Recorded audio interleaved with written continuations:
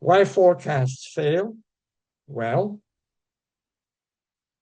especially political forecasts produce bad results. The average success rate is around 50%.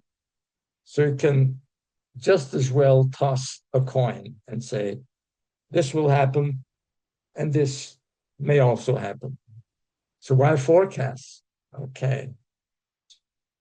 Philip Tetlock, a German American psychologist, has done an analysis of forecasts and tried to nail down the circumstances that raised up this percentage, the 50%, to about 60 or even 65%. And he found that media presence of forecasters was a major factors that influenced the success rate of forecasting. That is, people who set it on their desk in more or less quiet isolation and made their forecasts using a lot of work and not appearing in television and not writing sensational articles in the media.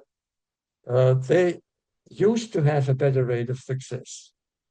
Now, as we don't have media presence, not much media presence, and we don't appear on television, the probability of successful forecasts, if you do your modeling, will be higher.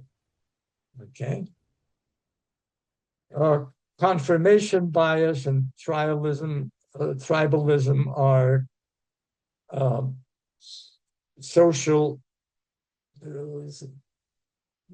factors that distort assumptions.